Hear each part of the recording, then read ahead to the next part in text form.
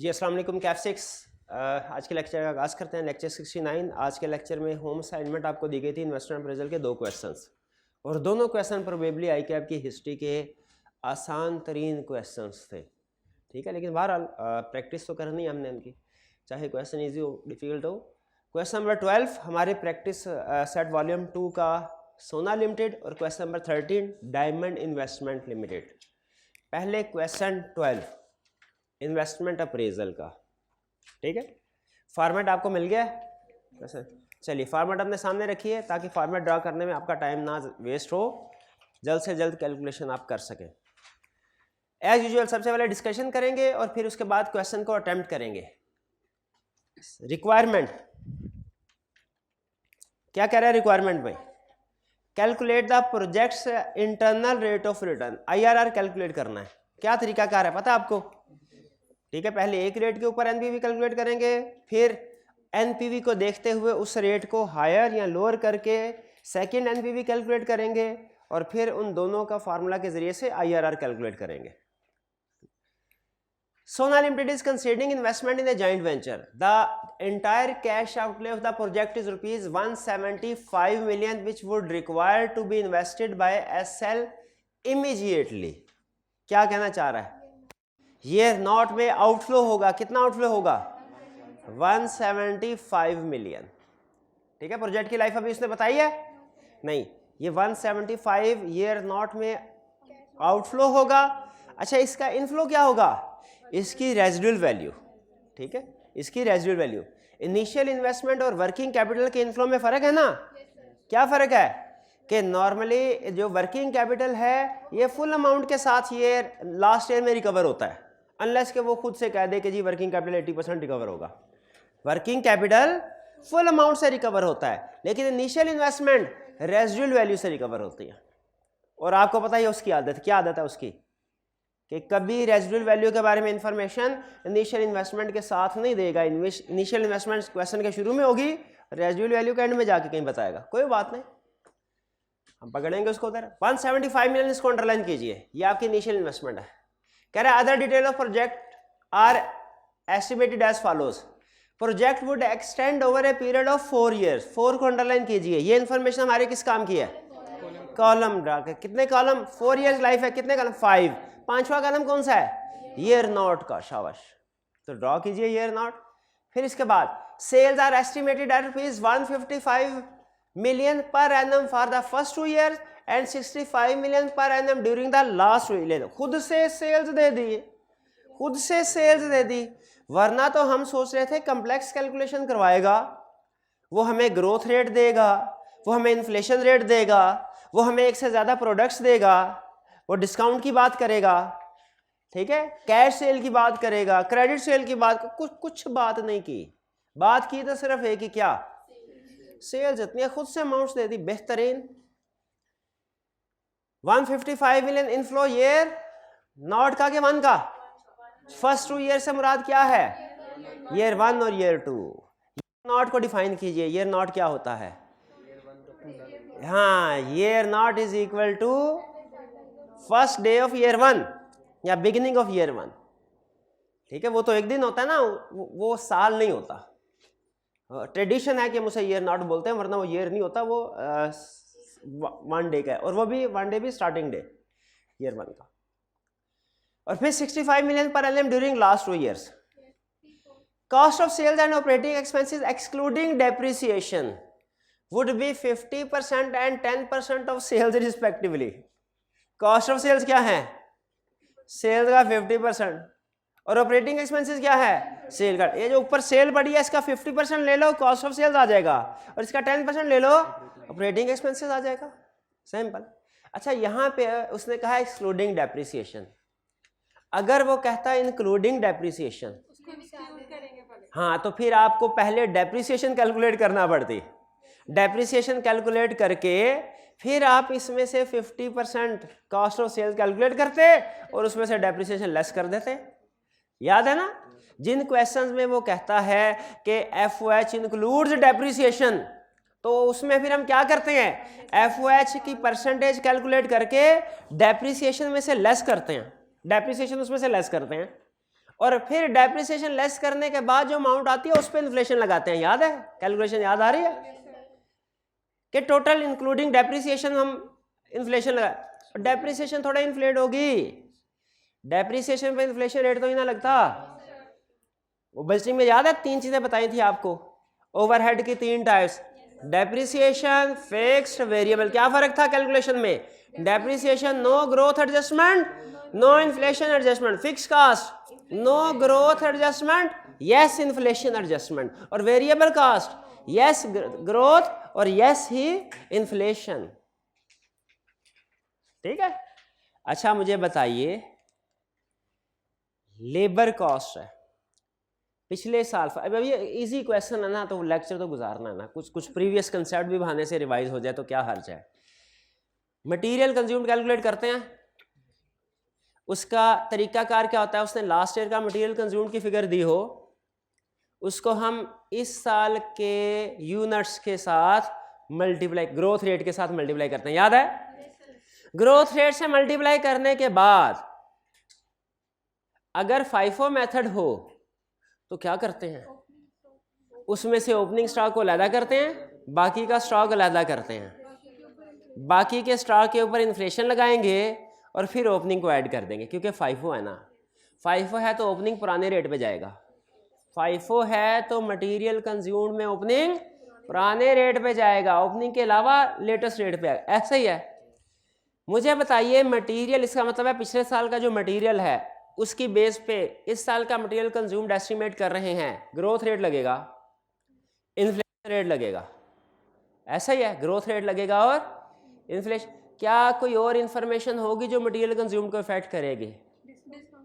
शाबाश जी, हाथ उठा के शाबाश। डिस्काउंट और डिस्काउंट हो गया, डिस्काउंट मिलता है ना, तो फिर उसको हमने मल्टीप्लाई बाय 0.98 करना होता है अगर 2% डिस्काउंट मिले। और क्या मटेरियल वेस्टेज भी कैलकुलेशन में यूज होती है? हो सकती है, यस हो सकती है, मटेरियल वेस्टेज भी हो सकती है ना। मटेरियल कंजम्पशन में अगर वो कह दे कि मटेरियल वेस्टेज भी है, वो भी कैलकुलेट, लेकिन ज्यादातर क्वेश्चन में कौन सी कैलकुलेशन पूछता है? ग्रोथ रेट और इन्फ्लेशन। कभी कभी वो डिस्काउंट की एडजस्टमेंट इंक्लूड करता है और कभी कभी वो वेस्टेज, रॉ मटेरियल वेस्टेज की अजम्पशन। शाबाश शाबाश, ठीक है। जब डिस्काउंट की अजम्पशन यूज करेगा तो फिर हमने क्या करना होता है कैलकुलेशन करते हुए, उसे अगर 2% डिस्काउंट है तो फिर कंजम्पशन को किससे मल्टीप्लाई करना है? 0.98 से। शाबाश, याद आया हल्का सा। अच्छा फिर आगे चलते हैं। लेबर, अगर पिछले साल की लेबर उसने दी है और इस साल के लेबर एस्टिमेट कर रहे हैं, एक तो हमने देख लिया पिछले साल यूनिट्स प्रोड्यूस कितने थे, इस साल यूनिट प्रोड्यूस कितने हैं, कितने % इंक्रीज है, ठीक है। पिछले साल की लेबर से इस साल की लेबर को एस्टिमेट करना है, बजट करना है। 2 एडजस्टमेंट तो हर क्वेश्चन में वो पूछता है ना, वो 2 एडजस्टमेंट कौन कौन सी हैं? ग्रोथ रेट और इन्फ्लेशन रेट। शाबाश, एक और एडजस्टमेंट बता दीजिएगा। एफिशिएंसी, बेहतरीन। अगर वो कहे 7% एफिशिएंसी इंक्रीज होगी तो कैलकुलेशन पे क्या फर्क पड़ेगा? पहले ग्रोथ रेट, फिर इन्फ्लेशन रेट, फिर मल्टीप्लाइड बाय 0.93। शाबाश, याद है ये। अच्छा मुझे ये बताइए, पिछले साल के ओवरहेड्स होते हैं, उनकी बेस पे इस साल के ओवरहेड एस्टिमेट करने होते हैं, बजटिंग में करने होते हैं। ओवरहेड्स होते हैं 2 तरह के, फिक्स्ड और वेरिएबल। क्या हमें दोनों को इकट्ठा करके कैलकुलेशन करनी चाहिए कि अलग-अलग? अलग, हमेशा अलग अलग। इसकी रीजन क्या है? क्योंकि फिक्स्ड के ऊपर ग्रोथ की एडजस्टमेंट नहीं लगने, वेरिएबल। बेहतरीन, ये कंसेप्ट याद है ना आपको? हाँ, ये इन्वेस्टमेंट अप्रेजल में भी काम आते हैं कंसेप्ट, और बजटिंग के क्वेश्चन में भी काम आते हैं। तो यहाँ से मुझे याद आ गया एक्सक्लूडिंग डेप्रिसिएशन, जो उसने लफ्ज इस्तेमाल किया ना, इससे कि हम बजटिंग में भी डेप्रिसिएशन को अलग ट्रीट करते हैं, ठीक है। लेकिन budgeted profit and loss, budgeted profit and loss में और इन्वेस्टमेंट अप्रेजल के क्वेश्चन में डेप्रिसिएशन का ट्रीटमेंट फर्क है। बता सकते हैं कि हाथ उठा के कौन पहले दूसरे नंबर पे? क्या इन्वेस्टमेंट अप्रेजल के क्वेश्चन में डेप्रिसिएशन को कैश फ्लोज में इंक्लूड नहीं करना, लेकिन टैक्स की कैलकुलेशन में यूज करना है। शाबाश। और बजटिंग के क्वेश्चन में डेप्रिसिएशन को हमने एक्सपेंस के तौर पे मेंशन करना है। शाबाश। कहाँ पे करना है? कॉस्ट ऑफ सेल्स में कि ऑपरेटिंग ओवरहेड्स में? कि जो जिससे रिलेट करता है, जो जिससे रिलेट करता है। डेप्रिसिएशन कॉस्ट ऑफ सेल्स में भी आ सकती है और डेप्रिसिएशन ऑपरेटिंग से भी आ सकती है। शाबाश शाबाश। अच्छा चलिए आगे चलते हैं भाई। यहां तक क्लियर ट्रीटमेंट क्या है? Excluding depreciation. एक्सक्लूडिंग डेप्रिसिएशन ही तो चाहिए हमें कैश फ्लोज में, लेकिन अगर इसको मुश्किल बनाता इंक्लूडिंग डेप्रिसिएशन करके, हमें वो भी हैंडल करना आता है। कैसे? उस सूरत में पहले डेप्रिसिएशन कैलकुलेट करें। किसी क्वेश्चन में हमने किया भी है, कल परसों कोई क्वेश्चन किया था, उसमें पहले फिर डेप्रिसिएशन कैलकुलेट किया, उसको निकाल के कैश की तरफ आ गए। CL would be entitled to share equal to 5% of sales and the remaining profit would belong to SL. CL कह रहे चांदनी लिमिटेड के साथ मिलके, the joint venture partner Chandni limited है, would provide all the necessary technical support. Chandni limited को कितने पैसे देने हैं? 5% ऑफ सेल्स। सेल्स खुद अमाउंट दे दी और बाकी हर एक्सपेंस सब। इससे आसान सवाल नहीं हो सकता आई कैप की हिस्ट्री में, कंफर्म है। इससे सवाल इससे आसान नहीं हो सकता। CL वुड भी, तो कैसे CL का शेयर कैलकुलेट करेंगे? 5%, जितनी सेल है उसका 5%। At the end of project SL would be able to recover rupees 100 million of the invested amount. Invested amount कितनी है? रिकवरी कितनी होगी? 100 million। अच्छा, वर्किंग कैपिटल नजर आया कहीं आपको? तो नहीं होगा। Assume that, ये रूटीन की assumption, assume that all cash flows other than the initial cash outlay arise annually in arrears। arrears का मतलब क्या है? एंड पे। तो ये तो हमारी जनरल assumption होती है कि ईयर 1 में जितना भी कैश फ्लो हो रहा है ईयर एंड में assume किया जाता है। ये assumption की रीजन क्या होती है भला? ताकि डिस्काउंट करने में आसानी हो, वरना तो हर महीने अगर आप assume करेंगे तो हर महीने का अलग-अलग डिस्काउंट करना पड़ेगा।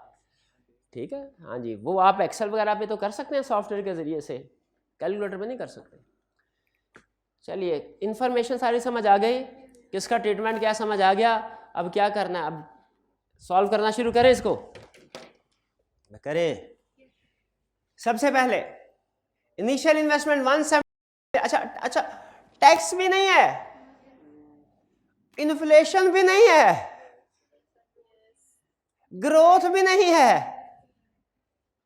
ठीक है, चलिए कोई बात नहीं, अच्छी बात है। अल्लाह करे हमें भी स्टूडेंट में इस तरह का क्वेश्चन दे दे, उम्मीद तो नहीं है।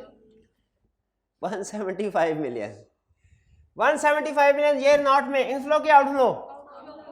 आउटफ्लो 1000 में हम क्या करते हैं? 175,000। अच्छा, आप मुझे बताइए, जिस तरतीब से उसने इंफॉर्मेशन दिया उस तरतीब से चलूं कि अपनी लॉजिकल कैलकुलेशन के हवाले से? ठीक है, क्योंकि पहले पढ़ने का फायदा यही होता है, आपको पता चलता था हर क्वेश्चन में जो आपको तरतीब से इंफॉर्मेशन चाहिए किस जगह पे पड़ी हुई है। तो हमें अब चाहिए इसके रेजिडुअल वैल्यू। जो रेजिडुअल वैल्यू उसने कहाँ पे दी हुई है? एंड पे 100 मिलियन। तो ये यहाँ पे 100 मिलियन हमारा पॉजिटिव। क्लियर? आगे क्या करना है? सेल आर एस्टिमेट 155 मिलियन और फिर 65 मिलियन। ये लीजिए, ये सेल पड़ी है 155,000, 155,000 फिर 65 है, 65,000, 65,000। चेक पॉइंट जी, चेक कीजिए, कैलकुलेशन चेक कीजिए, कंसेप्ट चेक कीजिए। कोई प्रॉब्लम है तो पूछे, वरना आगे चलते हैं। कोई प्रॉब्लम नहीं। Next, cost of sales and operating expenses excluding depreciation would be 50% and 60% of sales. Cost of sales कितना है? 50% ऑफ सेल्स। ऑपरेटिंग एक्सपेंसेस कितना है? यहां पे मैंने एक दफा फार्मूला लिखा। क्या हर कैलकुलेशन के साथ फार्मूला लिखने की जरूरत है? नहीं, एक दफा लिख दिया काफी है। तो अब चलते हैं हम कॉस्ट ऑफ सेल्स 50%। कैलकुलेट कीजिए कितना? 77,500, ये भी 77,500, 32,500, 32500 ओके। कॉस्ट ऑफ सेल्स, अब operating expenses 10%, 15500, 15500, 6500, 6500। Commission of CL ये कितना है जी? 5% of, next 5% of sales, 5% of sales. 7750,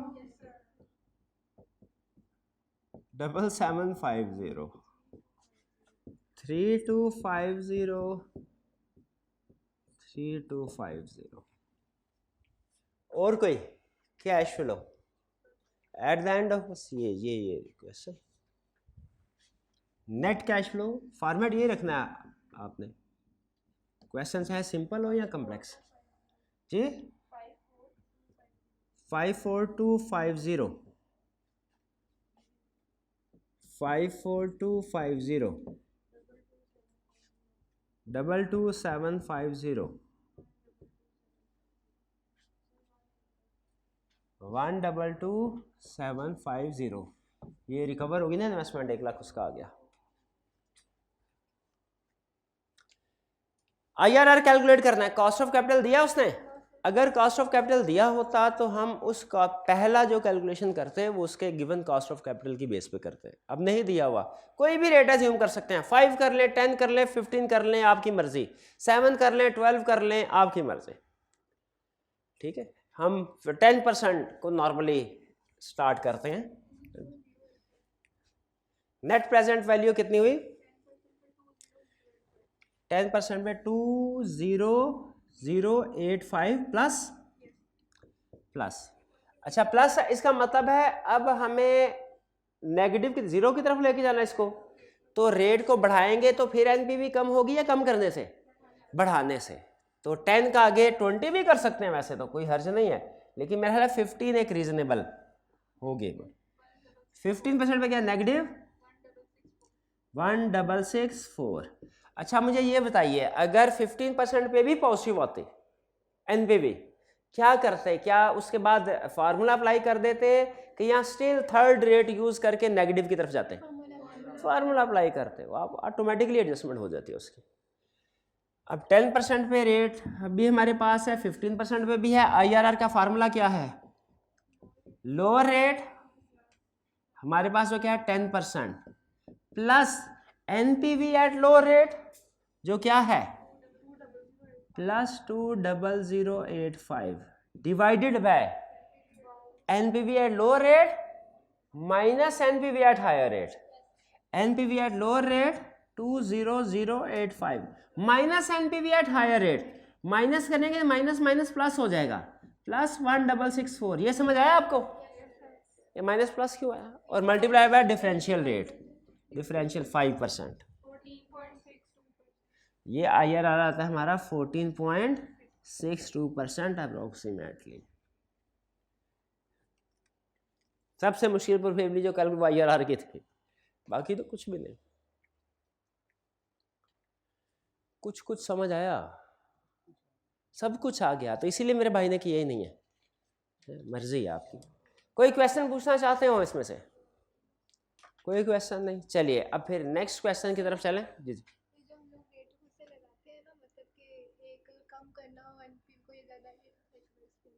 इसको एक्सप्लेन, हाँ सुन लें। असल में इंटरेस्ट रेट जितना ज़्यादा बढ़ता है ना, प्रोजेक्ट की प्रॉफिटेबिलिटी उतनी कम होती है। ये स्टेटमेंट समझ आ रही है?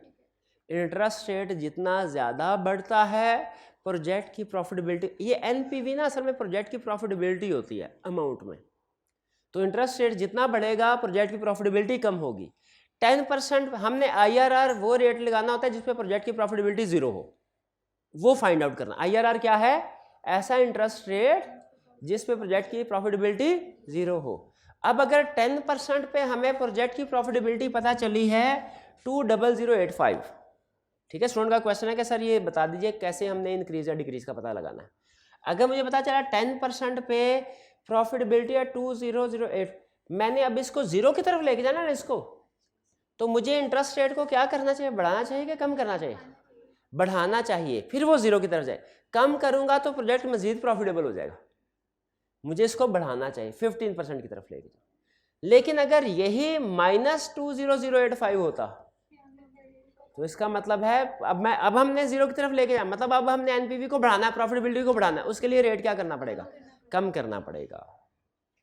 ठीक है, यानी आईआरआर कैलकुलेट करते हुए अगर एनपीवी पॉजिटिव है इंटरेस्ट रेट को इंक्रीज करना है सेकंड कैलकुलेशन के लिए, और अगर एनपीवी नेगेटिव है तो सेकंड कैलकुलेशन के लिए इंटरेस्ट रेट को डिक्रीज करना है। पॉजिटिव है तो इंक्रीज करना है, नेगेटिव है तो डिक्रीज करना है, क्योंकि हमारा टारगेट है जीरो की तरफ जाना। अगर एनपीवी पॉजिटिव है तो उसे जीरो की तरफ जाने के लिए कम करना पड़ेगा एनपीवी, इंटरेस्ट रेट बढ़ाएंगे तो एनपीवी कम होगी। क्लियर? और कोई क्वेश्चन? चलिए अब ऐसा कीजिए, इसको एक दफ़ा देख लीजिए, कोई मजीद क्वेश्चन तो पूछ लें, तब तक हम नेक्स्ट क्वेश्चन को सेटअप करते हैं। ठीक है जी, नेक्स्ट क्वेश्चन था हमारा डायमंड इन्वेस्टमेंट लिमिटेड वाला। जी पास कीजिएगा जी। अब चलते हैं हम अपने नेक्स्ट क्वेश्चन की तरफ। हमारा वॉल्यूम 2 में क्वेश्चन नंबर 13 है, डायमंड इन्वेस्टमेंट लिमिटेड वाला। इसमें ये निस्बतन प्रीवियस क्वेश्चन के निस्बतन अच्छा क्वेश्चन है। इसमें उसने हमें कुछ कैलकुलेशन टेस्ट की है, इन्फ्लेशन की एडजस्टमेंट भी टेस्ट की है, इसमें उसने हमें टैक्स की एडजस्टमेंट भी चेक की है, उसके साथ साथ डेप्रिसिएशन की भी। रिक्वायरमेंट में भी नेट प्रेजेंट वैल्यू भी पूछ रहा है और आईआरआर भी पूछ रहा है। नेट प्रेजेंट वैल्यू के लिए उसने कॉस्ट ऑफ कैपिटल क्या दिया हुआ है, 18%। अब स्टार्ट करते, अच्छा एंड में एडजस्टमेंट वही हमारी रूटीन की एजम्पशन। कौन सी assumption? Assume that unless otherwise specified all cash flows would arise at the end of the year. सारे कैश फ्लोज कब अराइज होंगे? एंड ऑफ द ईयर, सिवाय जो उसने पहले से बता दी हो। और वो पहले से कौन से बताता है? Initial investment. इनिशियल इन्वेस्टमेंट आपको, और वर्किंग कैपिटल बाज़ औक़ात, वो भी start of the project he. Commencement of production का मतलब है पहले साल में ही, पहले साल के शुरू में ही। Diamond Investment Limited is considering to set up a plant for the production of a single product X49. Details relating to investment are as under. Cost of plant amounting to rupees 160 million would be payable in advance. It includes installation and commissioning of the plant. जी क्या होगा? Outflow year nought में कितना? 160। अच्छा, क्या 160 as it is last year में inflow के तौर पे आ जाएगा? नहीं नहीं, ये इनिशियल इन्वेस्टमेंट है, ये वर्किंग कैपिटल थोड़ा ही है। Working capital as it is year end में जितनी भी इन्वेस्टमेंट होती है वो इनफ्लो के तौर पे आ जाती है, लेकिन जो इन्वेस्टमेंट होती है, कैपिटल इन्वेस्टमेंट हमारी, इसकी रेजिडुअल वैल्यू होती है लास्ट ईयर में जो इनफ्लो के तौर पे आती है। अभी तक उसने रेजिडुअल वैल्यू के बारे में नहीं बताया एज यूजुअल, और कहाँ बताएगा? मजाल है साथ कभी इकट्ठा बता दे, कभी नहीं बताएगा। कब बताएगा? एंड में। Working capital of rupees 20 million would be required at the commencement of the commercial operation. Commencement of commercial operation कौन सा टाइम होता है? ईयर 1 का स्टार्ट, यानी ईयर नॉट। ठीक है, ईयर 1। हाँ, अगर एक क्वेश्चन ऐसा था जिसमें उसने कहा था वो 1 साल तक हम कंस्ट्रक्शन ही करते रहेंगे, याद है? 1 साल तक कंस्ट्रक्शन ही करते रहेंगे और हमारी कमर्शियल प्रोडक्शन स्टार्ट होगी ईयर 2 में। तो उसमें, हाँ जी बिल्कुल, उसमें फिर वो ईयर 2 के स्टार्ट में वर्किंग कैपिटल चाहिए। याद है वो, जिसमें काफ़ी डिस्कशन हुई थी क्लास में कि सर 1 साल का गैप क्यों आ रहा है? कौन सा क्वेश्चन था वो? नाम याद है उसका? कौन सा? Omega limited. Omega limited. Working capital of rupees 20 million would be required commencement. 20 million inflow के आउटफ्लो किस साल में? ईयर नॉट का आउटफ्लो, और फिर सेम अमाउंट रिकवर होगी लास्ट ईयर में। उसे बताया हुआ प्रोजेक्ट कितने साल चलेगा? अभी तक नहीं बताया आपने। चलिए आगे चलते हैं। अभी तक की हमने ट्रीटमेंट सीख लिया है कि अभी तक की इंफॉर्मेशन का ट्रीटमेंट क्या होगा। DIL intends to sell X49 at cost plus 25%. Cost does not include depreciation. अच्छा, यहाँ पे भी कॉस्ट कह रहा है और कॉस्ट कह रहा है डज नॉट इंक्लूड। अच्छा, जब ये कहता है cost does not include depreciation, हमारे लिए ये गुड न्यूज होती है कि बैड न्यूज होती है? गुड न्यूज होती है। क्यों? क्योंकि अगर वो कहता है ना कॉस्ट इंक्लूड डेप्रिसिएशन, हमें अलहदा से डेप्रिसिएशन कैलकुलेट करके वो मैनुअली लेस करना पड़ती। क्यों? क्योंकि हमें पता है इन्वेस्टमेंट अप्रेजल में नॉन कैश आइटम्स नहीं आती, डेप्रिसिएशन नहीं आता, इन्वेस्टमेंट कैश फ्लोज में नहीं आता, वो टैक्स की कैलकुलेशन में आती है डेप्रिसिएशन। तो ये हमारे लिए अच्छी बात है। Sales for the first year are estimated at 300 million. The sales quantity would increase at 6% per annum. 6% क्या है? ग्रोथ रेट है सेल्स का। क्या है? Growth rate. ठीक है, वॉल्यूम इंक्रीज कर लें इसको। अब जितने भी वेरिएबल एक्सपेंसेस हैं, सेल्स तो 6% से ग्रो करेगी ही। जितने भी वेरिएबल एक्सपेंसेस हैं भी 6% से ग्रो करेंगे, ऐसा ही है। चलिए, अच्छा अब आप मुझे बताइए ये 6% हमने ईयर नॉट से अप्लाई करना है कि ईयर 2 से कि ईयर 1 से? ईयर 1 से कि ईयर 2? ईयर 2 से कि ईयर 1 से? क्यों नहीं? क्योंकि ईयर 1 गिवन है, शाबाश 300। ये आपको पता है ना, हाँ तकरीबन हर क्वेश्चन में हम ये डिसीजन करते हैं कि हमने इसमें जो ग्रोथ का इम्पैक्ट इंक्लूड करना है वो ईयर 1 से करना है कि ईयर 2 से। हाँ वो बताता है क्वेश्चन की इंफॉर्मेशन से। ठीक है, कभी ईयर 1 से करना होता है और कभी ईयर 2 से। इन्फ्लेशन का इम्पैक्ट पता है ना एक्सपेंसेस पे। फिर वही क्वेश्चन जो कल परसों पूछा था, अगर इन्फ्लेशन का इम्पैक्ट एक एक्सपेंस पे ईयर 2 से है तो इसका ये मतलब होगा सारे एक्सपेंसेस ईयर 2 से इन्फ्लेट होंगे? नहीं, वो डिपेंड करता है। शाबाश, ये सुनना चाह रहा था, गुड। चलिए अब फिर आप जल्दी से कैलकुलेट कर दीजिए मुझे, क्या भला अभी से मुझे, अभी फिलहाल मुझे सिर्फ ईयर 1 की कॉस्ट ऑफ सेल्स कैलकुलेट कर दे। सिर्फ ईयर 1 की कॉस्ट। पता है मैं देखना चाहता हूं आपको ये कॉस्ट प्लस 20% समझ आया कि नहीं। ईयर 1 की कॉस्ट कैलकुलेट कीजिए, 15 सेकंड है आपके पास। क्या है कैलकुलेशन? 240। शाबाश, कैसे किया आपने? 300 डिवाइडेड बाय 1.25। वही ठीक, इसी तरह भी कर ले। डिवाइड बाय 125 मल्टीप्लाई 100 कर ले, वो भी वही है। डिवाइड बाय 1.25 भी वही। 240। और इसमें डेप्रिसिएशन नहीं है, होनी भी नहीं चाहिए थी। शाबाश, आगे चलता है। Plant would B depreciate. अच्छा, फिर इसके बाद 6% इंक्रीज का है। तो मुझे बताइए ईयर 3 में सेल्स की अमाउंट क्या होगी? ये भाई बताएंगे। शाबाश, ईयर 3 में सेल्स की अमाउंट क्या होगी? ईयर 3 में 300 इंटू 1.06 पावर 2। ईयर 3 में पावर 2, ईयर 3 में पावर 2। वो क्यों? 3 क्यों नहीं? फर्स्ट ईयर में। शाबाश, इन्फ्लेशन की एडजस्टमेंट नहीं है। और फर्स्ट ईयर में इन्फ्लेशन की एडजस्टमेंट क्यों नहीं है? उसे गिवन कर दिया खुद से। शाबाश, आगे चलते हैं जी। अब आगे मेरी फेवरेट एडजस्टमेंट, डेप्रिसिएशन वाली। The plant would be depreciated at the rate of 20% under reducing balance method. 20% rate है WDB method. Tax depreciation to be calculated on the same basis. Tax के लिए भी यही कैलकुलेशन यूज कर लो तो कर लेंगे, यही आपको पता है ना। और टैक्स का अलग से शेड्यूल बनाते हैं, टैक्स का अलग से शेड्यूल बनाते हैं ना, उसमें डेप्रिसिएशन किस हिसाब से आएगी?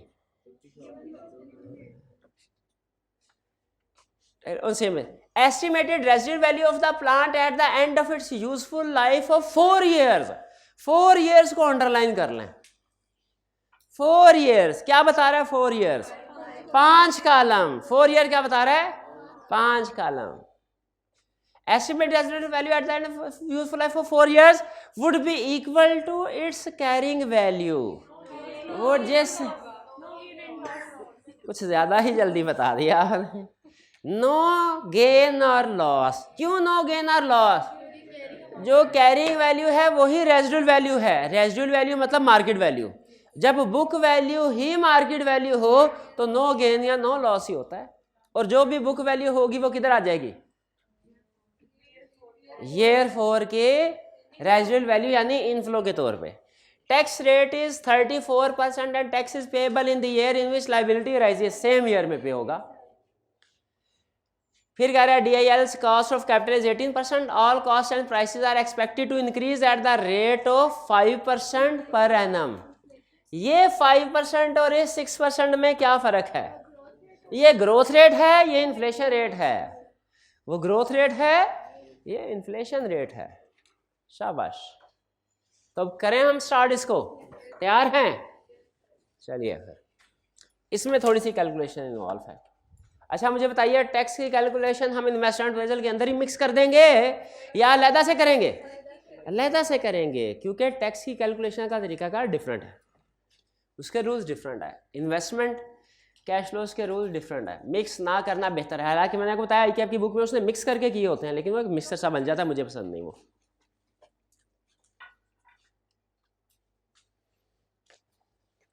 शाबाश शाबाश शाबाश, सही है सही है। चलिए अब कॉस्ट ऑफ बिल्डिंग पहली एडजस्टमेंट, इसका तो हमारे क्वेश्चन पे कोई इंपैक्ट नहीं है, इस इंफॉर्मेशन का कोई इंपैक्ट तो नहीं है, फिर से देख लें, कोई impact. Cost of plant amounting to ₹160 million would be payable in advance. क्या करें? ईयर नॉट में आउटफ्लो 160 मिलियन, राउंड ऑफ आपको पता है हम 1000 में करते हैं, 160 मिलियन आउटफ्लो। अब क्या, अब सारा क्वेश्चन पढ़ लिया है, सारा क्वेश्चन पढ़ने का मुझे फायदा क्या हुआ? मुझे पता चल गया जो उसने स्कैटर्ड इंफॉर्मेशन दी है, तो मेरी कौन सी इंफॉर्मेशन किस जगह पे पड़ी है मुझे पता चल गया। तो बताइए अब मैं अपनी फेवरेट एडजस्टमेंट पहले स्टार्ट में ही कर लूं कि जिस तरीके से उसने स्कैटर्ड इंफॉर्मेशन दिया उस तरीके से चलूं? स्टार्ट में उसने स्कैटर्ड इंफॉर्मेशन दी है, क्वेश्चन स्कैटर्ड है, सॉल्यूशन स्कैटर्ड तो नहीं ना होना चाहिए। ठीक है, तो अब देखिए, अब डेप्रिसिएशन और डिस्पोजल, रेजिडुअल वैल्यू, गेन, सारी कैलकुलेशन करते हैं। Plant would be depreciated rate of 20% under the reducing balance method. 160 cost है, डेप्रिसिएशन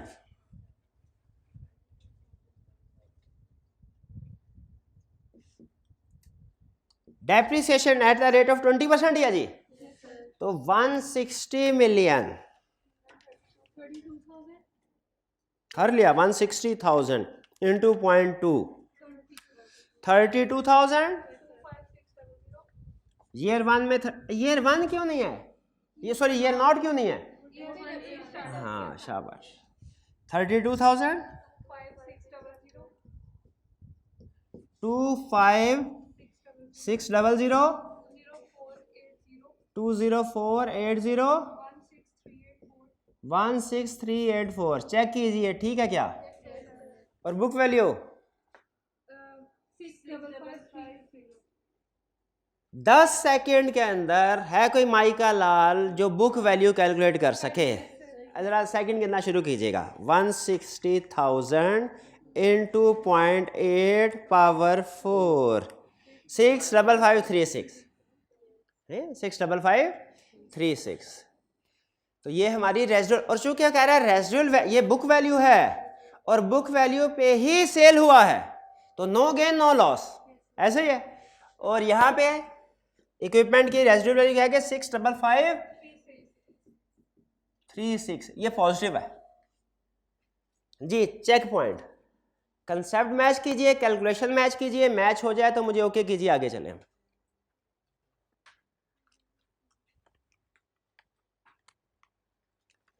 ठंडी चाय और आसान सवाल मजा नहीं देते।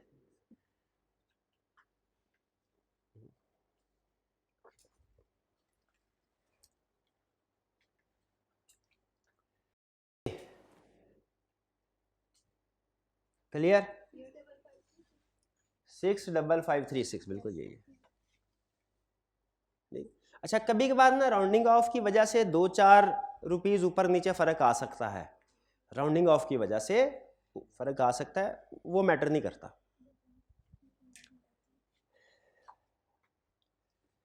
Calculation clear? Concept clear? आगे चलें जी, आप बताइए। ओके आगे चलें, शाबाश। Next, working capital 20 million would be required at start of commercial operation का मतलब क्या है? ईयर 1 का स्टार्ट, ईयर 1 से ही तो प्रोडक्शन शुरू हुई है, ईयर 1 का स्टार्ट। और ईयर 1 का स्टार्ट बोले तो ईयर नॉट में वर्किंग कैपिटल चाहिए कितना? 20,000 वर्किंग कैपिटल 20,000 नेगेटिव। अच्छा क्वेश्चन साइलेंट है तो इसका मतलब लास्ट ईयर पे 0 कर दूं इसको? हर हाल में रिकवर। शाबाश शाबाश, ये 20,000 पॉजिटिव आएगा।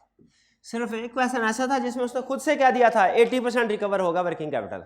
हमने कहा चलो 80% तो 80% ही सही, क्योंकि बाज़-औक़ात ऐसा होता है कि कुछ बिजनेस बंद करें ना तो कुछ ना कुछ डेटर्स ऐसे होते हैं वो वादे, उन्हें पता होता है बंदा जाने वाला है, ठहरना नहीं है, वो वादे करते रहते हैं सर महीने बाद 2 महीने बाद अगले हफ्ते। तंग आ कि बंदा कहता है चलो जहाँ पे बिजनेस ख़त्म कर रहे हैं छोड़ दे इसको। वरना नॉर्मली वर्किंग कैपिटल जितना इन्वेस्ट किया होता है उतना ही इन दी एब्सेंस ऑफ इंफॉर्मेशन पूरे का पूरा रिकवर होगा। एग्रीड जी? कैलकुलेशन देखे, कंसेप्ट देखे, दोनों ओके हैं तो मुझे बताएं।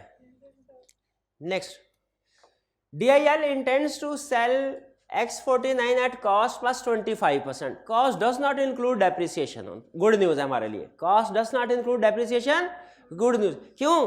अगर लिखता cost include depreciation हमें एक स्टेप एक्स्ट्रा करना पड़ता। क्या? वो जो टोटल कॉस्ट कैलकुलेट करते हैं उसमें से हर साल की डेप्रिसिएशन लेस करके यहाँ पे लिखते हैं, क्योंकि हमारे इन्वेस्ट कैश फ्लोज में नॉन कैश आइटम नहीं आनी चाहिए। तो उसने कहा है ही नहीं, कॉस्ट डज नॉट है ही नहीं डेप्रिसिएशन, तो गुड न्यूज हुई ना। Sales for the first year are estimated at 300 million. Sale quantity would increase at 6% per annum. अब ये देखें, फर्स्ट ईयर की सेल ये है ईयर 1 की, ईयर 2 के लिए ग्रोथ है, कैलकुलेट कर दूं? इन्फ्लेशन भी चाहिए, क्योंकि एक साल और दूसरे साल में जो सेल चेंज होगी 2 रीजंस की वजह से होगी, ग्रोथ और इन्फ्लेशन, दोनों की वजह से। ग्रोथ और ग्रोथ तो मिल गई 6%, इन्फ्लेशन किधर है? कहीं देखते हैं, हाँ ये ऑल कॉस्ट एंड प्राइस। अच्छा कॉस्ट से मुराद तो उसकी कॉस्ट होगी ना, और इसमें डेप्रिसिएशन कभी भी शामिल नहीं है। डेप्रिसिएशन इन्फ्लेशन से कभी भी फैक्ट नहीं होते। ये प्राइस से क्या मुराद है उसकी? Sale price 6%। तो इसका मतलब ये हुआ ईयर 1 की सेल्स कितनी है? 300,000 और ईयर 2 की सेल कितनी हुई? ये हुई 300,000 into 1.06 power 1 into 1.05 power 1। Clear? तो ईयर 4 की सेल क्या हुई भला फिर?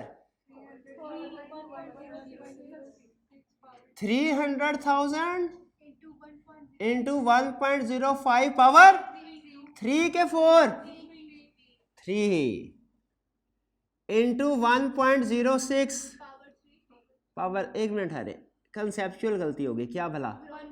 हाँ हमेशा पहले आपको क्या सिखाया, पहले ग्रोथ बाद में, हालांकि आप कहेंगे सर फर्क क्या पड़ता है? कंसेप्ट का फर्क पड़ता है। 1.06 पावर 3 इंटू 1.05 पावर 3। क्लियर? यही है। ये ऊपर ईयर 4 है, नीचे पावर 3 है, किस वजह से? ईयर 1 में इन्फ्लेशन का इफेक्ट नहीं है इस वजह से, ग्रोथ का इफेक्ट नहीं है इस वजह से, ठीक है। और ईयर 2 में क्या कैलकुलेशन हुई फिर? Into 1.06 power 2 into 1.05 power 2। मुझे बताइए एग्जाम में क्या ये सारी कैलकुलेशन लहदा शो करना जरूरी है या यहाँ पे एक दफा कैलकुलेशन शो कर दें? 300 into 1.06 power n into 1.05 power n, एक दफा लिख दे कि हर दफा लहदा शो करना लाजमी है? एक दफा लिख दे बहुत है। अब आइए जी कैलकुलेट कीजिए। 333,900 371,631 413625 जी। कंसेप्ट मैच कीजिए, कैलकुलेशन मैच कीजिए, हमारा चेक पॉइंट है ये। अगर ओके है जी जी। ईयर 2 में है 333,900। माजरत मैंने गलत लिखा, 333,900 जी। कोई प्रॉब्लम? आगे चलें। नेक्स्ट स्टेप क्या है हमारा?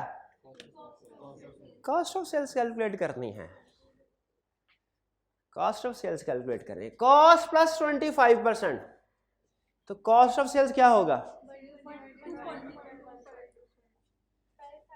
पहले साल के कैलकुलेट करनी है। कैसे? ये कॉस्ट ऑफ सेल्स क्या होगा? सेल्स डिवाइडेड बाय 1.25, ऐसे होता ना, क्यूएम में सीखा था ना आपने। Cost plus 25%, x plus 0.25x is equal to sale SP sale price, और 1.25x is equal to sale price, और x is equal to SP divided by 1.25। याद आया? तो ये कैलकुलेशन कैसे होगी? कॉस्ट प्लस 25% ऑफ कॉस्ट है ना, is equal to sale price, sale product at cost plus 25% का मतलब क्या है कि sale price is equal to cost plus 25% of cost. जब सेल का हो ना तो बताता है उन सेल प्राइस। ठीक है, ये इक्वेशन समझ आई है? तो यहां से अगर आपके पास सेल प्राइस मौजूद हो, कॉस्ट कैलकुलेट कर सकते हैं। Sale price is equal to 1.25x, और अगर कॉस्ट गिवन है तो सेल प्राइस कैलकुलेट कर सकते हैं, और सेल प्राइस गिवन है तो कॉस्ट का कैसे? 1.25 से डिवाइड कर ले। मैं इस तरह के बजटिंग में किए थे बड़े क्वेश्चन, याद नहीं है? बजटिंग में करवाते ही था, सेल थे, कॉस्ट ऑफ सेल्स कैलकुलेट करते थे, फिर वो रिवर्स वर्किंग जाके परचेजेस कैलकुलेट करते थे। याद है? रिवर्स वर्किंग याद है बजटिंग की? कितने स्टूडेंट ऐसे हैं जिन्होंने कल वाले दिन बजटिंग का क्वेश्चन किया है? शाबाश, कल वाले दिन बजटिंग का क्वेश्चन किया है जो रिवील, एक शाबाश। और कल वाले दिन बजटिंग का क्वेश्चन नहीं किया? कॉस्ट ऑफ कैपिटल, उस पे 5.5 रुपए दे दीजिए इनको। कॉस्ट ऑफ कैपिटल नहीं, बजटिंग का पूछा, वो तो छोटा सा सवाल। बजटिंग का कॉस्ट ऑफ कैपिटल का बड़े वाला किया था, भाई को 7.5 रुपए दे देना। 7.5 रुपए 5.5 नहीं होते, गोली टॉफी है वो ले लें भाईजान। बजटिंग का बजटिंग और इन्वेस्टमेंट अप्रेजल मिलते जुलते हैं। क्यों? क्योंकि दोनों ही मुश्किल होते हैं, दोनों ही मुश्किल होते हैं। ऐसे ही है नहीं, उसमें कैलकुलेशन तकरीबन मिलती जुलती होती है, मटेरियल की, लेबर की, एफओएच की खास तौर पे। बहरहाल आगे चलते हैं। तो ये 300 डिवाइडेड बाय 1.25, 240,000।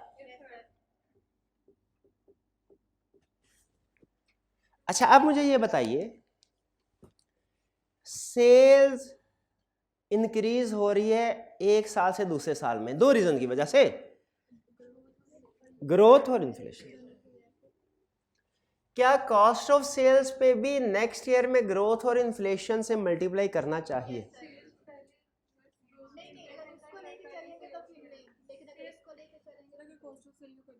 शाबा, अगर सेल्स को बेस बना के कॉस्ट ऑफ सेल्स कैलकुलेट करते हैं तो फिर इन्फ्लेशन और ग्रोथ की एडजस्टमेंट की जरूरत नहीं है। क्यों जरूरत नहीं है?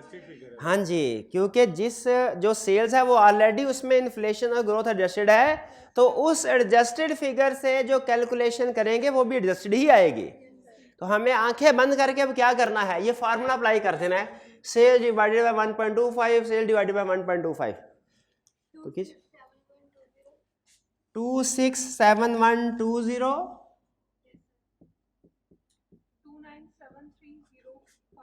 2973005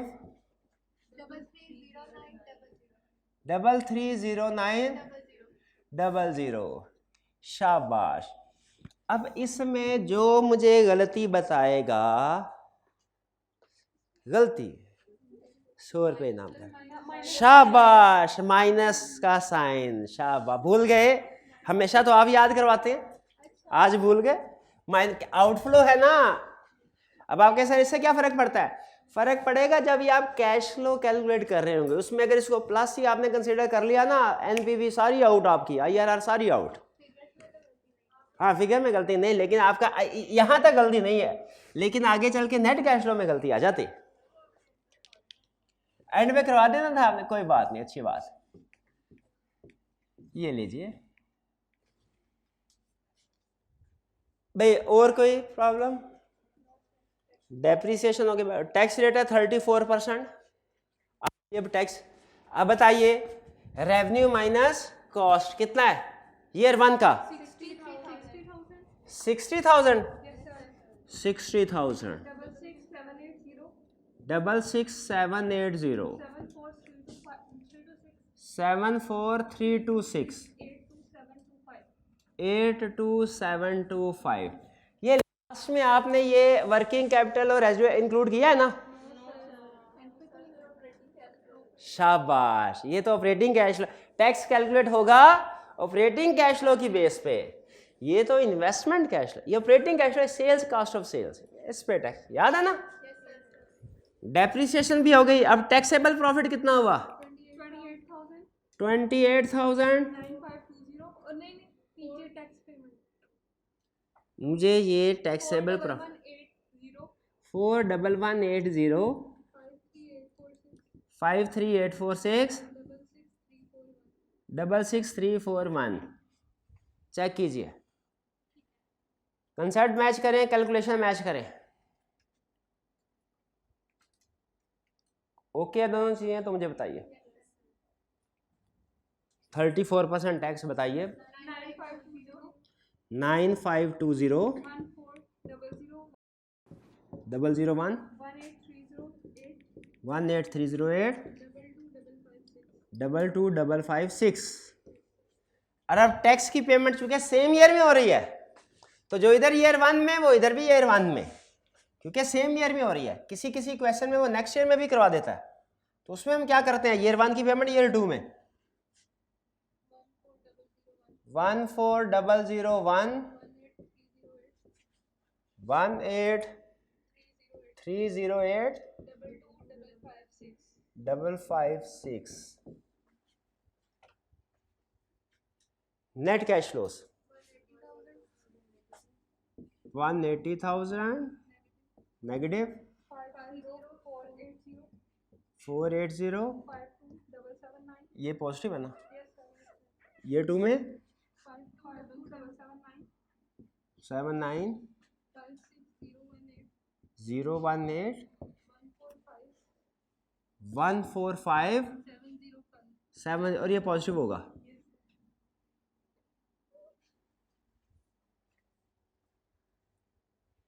अब क्या करना है, एनपीवी किस रेट पे एनपीवी कैलकुलेट करनी है? 18% पे। 9932 प्लस या माइनस? प्लस। चले जी, एनपीवी के मुताबिक तो एनपीवी पॉजिटिव है, प्रोजेक्ट शुड बी एक्सेप्टेड। अब आईआरआर के मुताबिक दूसरा रेट क्या ले? 20%। 25 लिया हुआ है, 20 भी ले सकते हैं, बढ़ा सकते हैं, क्योंकि अच्छा बताइए हमें रेट किन्होंने पूछा था क्वेश्चन? हाँ, ये अब रेट हमें कम करना चाहिए, 15 की तरफ जाना चाहिए, 15-10 की तरफ, कि 20-25 की तरफ? क्योंकि ये पॉजिटिव है। शाबाश शाबाश, बढ़ाएंगे तो ये कम होगा। शाबाश, बेहतरीन। तो अब क्या करें, 20 करें 25 करें? 20 कर लें जी, उन्होंने कहा 20 कर लें, तो हम इसको 20% करते हैं। अब 20% में भी कैलकुलेट करें, और मैंने आपको बताया था कि आपने जो की स्ट्रोक्स हैं कैलकुलेटर के वो सेम रखने हैं, उसी को दोबारा सारी कैलकुलेशन करने के बजाय जहां जहां आपने 1.18 लिखा हुआ ना, वहां 1.20 कर दें तो बेहतर है। बहरहाल, लेकिन अगर कैलकुलेटर की बस हो जाए, बाज़ औक़ात बस हो जाते हैं, कहते हैं मजीद आगे नहीं चलना, फिर आपको कंप्लीट कैलकुलेशन करनी पड़ेगी।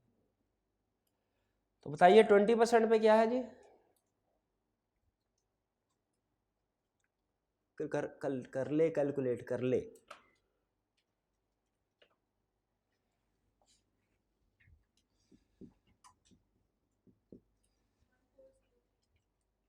पॉजिटिव या नेगेटिव? 1403। अच्छा, अब एक दोनों पॉजिटिव है, कोई प्रॉब्लम नहीं, दोनों नेगेटिव है, कोई प्रॉब्लम नहीं। हमने तो सिर्फ आंखें बंद करके फार्मूला में फिगर्स को पुट करना है, माइनस जी। अब ये देखिए IRR क्या है, एनपीवी एट लोअर रेट, जो क्या है lower rate 20% plus NPV at lower rate क्या है 18% plus NPV at lower rate क्या है plus 9932 divided by NPV at lower rate 9932 minus NPV at higher rate 1403। अब ये देखिए माइनस, ये प्लस है तो माइनस आ जाएगा, माइनस प्लस माइनस, अगर ये माइनस होती तो नीचे प्लस आ जाता। मल्टीप्लाई बाय डिफरेंशियल रेट कितना है 2%। ये अब कैलकुलेट कीजिए क्या आया 20.33%। ये है जी हमारा IRR। चेक कर लीजिए एक दफा कैलकुलेशन को। ये आप श्योर है ये है 20.33? ठीक जी, क्लियर, कोई प्रॉब्लम इसमें? तो इस क्वेश्चन में आपको सबसे अच्छा कंसेप्ट क्या लगा? सारा कोई नई चीज सीखने को मिली इस क्वेश्चन में से? कॉस्ट ऑफ सेल्स, हाँ कॉस्ट ऑफ सेल्स, बिल्कुल वो फार्मूला नया था हमारे लिए। हालांकि ये फार्मूला हमने बजटिंग वाले टॉपिक में सीखा हुआ था, लेकिन चले बहरहाल फिर भी उस कंसेप्ट की रिवीजन होगी।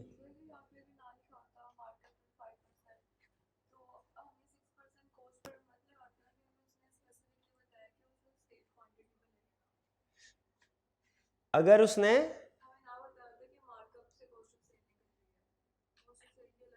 ये फार्मूला हमें ना बताया होता, हाँ जी,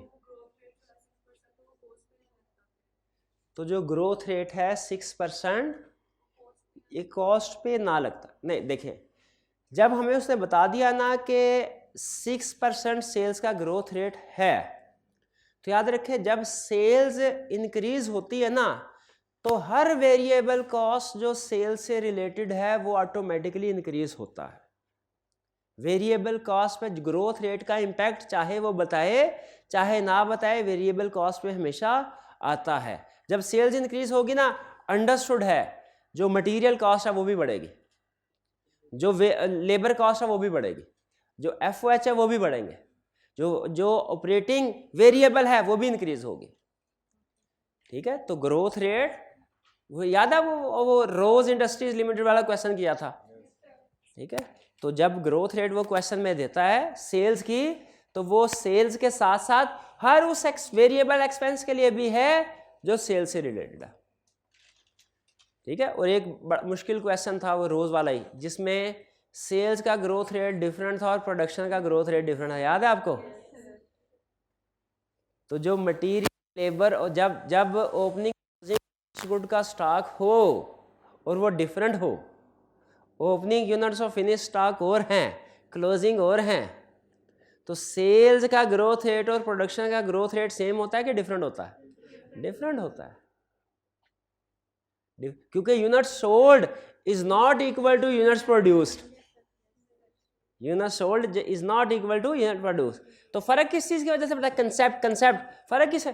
क्योंकि जो सेल्स से रिलेटेड एक्सपेंसेस हैं वो सेल्स के ग्रोथ रेट से वेरी करते हैं, और जो प्रोडक्शन से रिलेटेड एक्सपेंसेस है जैसे मटेरियल लेबर ओवरहेड और शाबाश, वो प्रोडक्शन से रिलेटेड ग्रोथ रेट से वेरी करते हैं। नहीं, आप भूल गए वो सवाल। रोज इंडस्ट्रीज वाला आज आपने ज़रूर करना है, कोशिश कीजिएगा, ज़रूर कीजिए रोज इंडस्ट्री, बहुत अच्छा। चले आज ना सही, ईद की छुट्टियों में जब टाइम मिले ये रोज इंडस्ट्री वाला क्वेश्चन जरूर कीजिएगा। और कोई क्वेश्चन? पुराने क्वेश्चन पूछिए। ये इन्वेस्टमेंट अप्रेजल के क्वेश्चन था। जी पूछिए।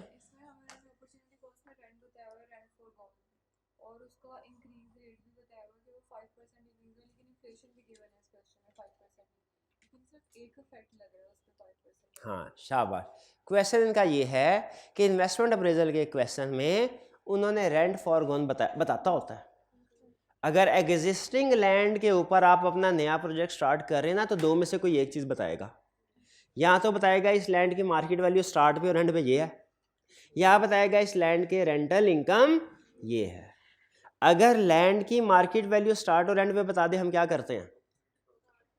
और उसे स्टार्ट में आउट दो और एंड में इनफ्लो कर देते हैं। और अगर रेंटल इनकम बताए उसकी तो वो हमारी अपॉर्चुनिटी कॉस्ट होती है, उसे हम हर साल, पहले साल नहीं, हर साल शो करवाते हैं नेट ऑफ टैक्स। बेहतरीन, नेट ऑफ टैक्स। ठीक है जी। अच्छा, इनका क्वेश्चन ये नहीं है, इनका क्वेश्चन ये है कि सर वो जो रेंट फिगर देता है ना, कहता है कि रेंट हर साल 5% से इंक्रीज करेगा। ठीक है, और नीचे ये भी कह रहा होता है कि इन्फ्लेशन रेट आएगा 6% हर एक पे। तो हमने रेंट पे 5% अप्लाई करना है कि 6%? ये सुन लें, क्वेश्चन के अंदर दो तरह के रेट्स हो सकता है। एक general rate, all revenue and expenses shall increase by 6%। इसका मतलब है रेवेन्यू पे भी, हर तरह के एक्सपेंस पे भी 6% लगाओ, चाहे रेंट है चाहे कोई और एक्सपेंस है। क्लियर? लेकिन जब किसी एक्सपेंस का वो स्पेसिफिक रेट दे दे, क्या उस पे जनरल रेट लगाना चाहिए? तो अगर वो रेंट का उसने जो 5% रेट दिया हुआ है ना, वो स्पेसिफिक रेंट का इन्फ्लेशन रेट है, जो 5% दिया है। अब हमने रेंट को हर साल इंक्रीज करना है, तो 5% से मल्टीप्लाई करना है जो स्पेसिफिक रेंट का उसने इन्फ्लेशन रेट दिया हुआ है, या जनरल जो 6% दिया हुआ है। जनरल वहां पे अप्लाई होगा जहां पे उसने अपना नहीं दिया हुआ। जहां पे किसी भी एक्सपेंस का अपना दिया हुआ है, वहां पे उसका अपना 6% अप्लाई होगा, 5% जितना भी दिया है स्पेसिफिक। तो रूल क्या बना, अगर क्वेश्चन में स्पेसिफिक रेट दिया है ना किसी रेवेन्यू या एक्सपेंस का, तो आपने स्पेसिफिक रेट अप्लाई करना है। और अगर स्पेसिफिक रेट अप्लाई नहीं दिया हुआ, जनरल। लेकिन दोनों रेट हरगिज नहीं लगाने। ये ना आपके रेंट का भी लगा दिया, स्पेसिफिक है, और साथ ही साथ जनरल जो सर, ये गलत है। क्लियर? ये समझ आ गया आपको ट्रीटमेंट? शाबाश। और कोई क्वेश्चन? चलिए, असाइनमेंट आपको मिल गई आज की। आज का लेक्चर यहाँ पे खत्म करते हैं हम। अल्लाह हाफिज।